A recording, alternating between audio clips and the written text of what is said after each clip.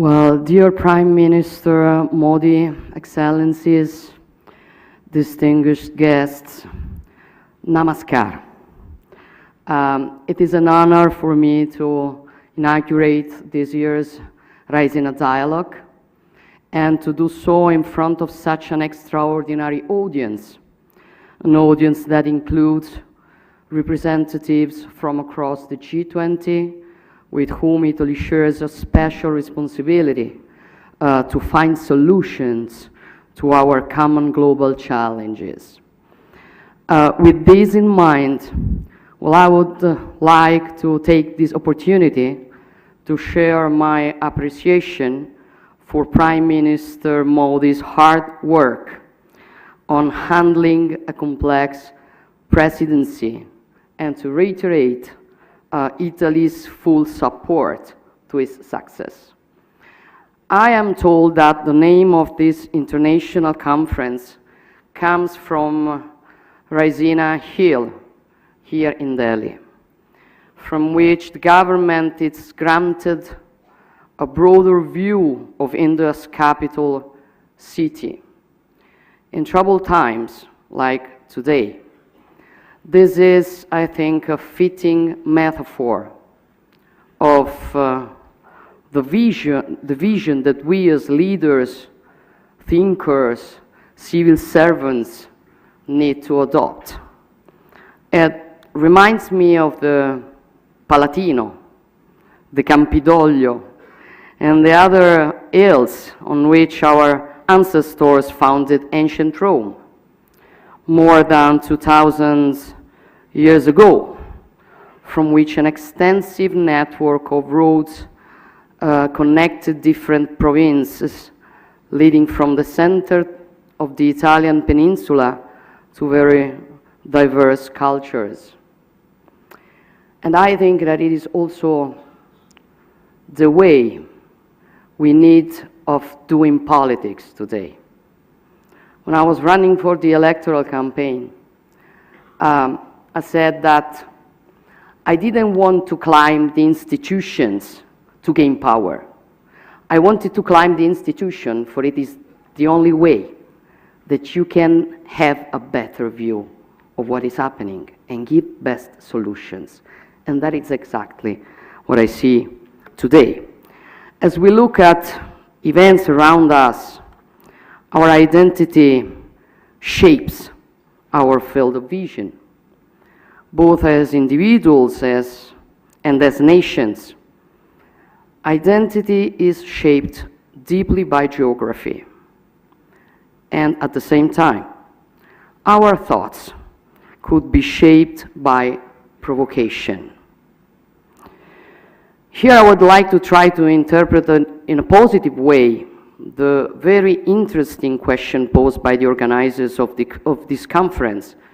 And I will start from the word provocation, which could certainly be considered as an affront to our sensitivities, but also as a spur to think in a different way. A challenge to accept the challenges of uncertainty and turbulence of our historic times. This is definitely the era of uncertainty, and at the same time, a period of unprecedented turbulence. We are in a tempest, and we need to stand tall in considering our common challenges. We need to stand on the hill to take a deep breath and see our lands and seas and their problems in a more enlightened way. We need a lighthouse in the storm. That is why opportunities like events, which risk to be governed only with superficial thoughts and hasty actions. Therefore, let's go back to the fundamental factors, including the geographical one of our identities, and considering some important similarities between the wide and profound wealth of the Indian and Italian ancient cultures and contemporary interests. I wonder if one can speak of the concept of peninsularity, which could have a place next to those of insularity and continentality. Italy is deeply European. Our roots and history, they are European. And together with the nation across the continent, we've built Europe's identity through the centuries. Yet all of Italy's long coastlines are bathed in the Mediterranean, the natural environment where the Judaic, Christian, and classic roots of Europe have developed. Geography has shaped our culture, our outward projection, and our growth as civilization. And much like India, the peninsular factor has given us a crucial resource, being both a continental and a maritime nation. A key advantage, making us natural platforms for trade, logistics, and the dissemination of culture and science.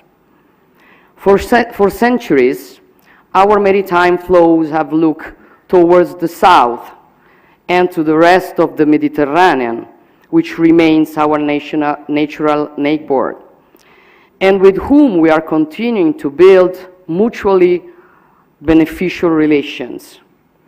This is the spirit enshrined in our vision, also dubbed the Mattei Plan for the Mediterranean and for all the African continent, with its growing population, challenges, and opportunities. A vast region which has also the resources, starting with energy, which are so crucial for Europe, but which should, first of all, benefit the peoples who are the owners of these commodities. Our objectives are simple: ensuring prosperity, peace, and lasting friendship through collaboration on an equal footing. A collaboration aimed at providing tangible benefits for all, without predatory ambitions, without coercion, economic or otherwise. In those first few months of my tenure, I gave priority to developing equal partnership on common priorities such as energy, and Italy is working to be the bridge connecting the Eastern Mediterranean, Africa, and Europe. Producer countries should benefit from their resources for their own prosperity and stability. Green energy, hydrogen, and electricity will more and more be locally produced for their own citizens and for Europe. Much like the energy transition, the digital transition is also based on connectivity. Data are the energy of our digital societies, and they will flow from India to Europe across the Mediterranean and Italy. The Blue Raman project will link the Indo-Pacific to our European economies. In the past, the Alps at our north protected Italy, but they were also the area of connection to the rest of Europe. Likewise, the Mediterranean Sea was for centuries a sort of blind alley, the extreme appendix of the Atlantic Ocean. Human progress and ingenuity, however, made the impossible possible. A change in geography, a passage from the Mediterranean to the Indo-Pacific through the Suez Canal. Today, the Mediterranean is really the sea in the middle, the basin which stands between the two major maritime spaces of the globe, the Atlantic and the Indo-Pacific.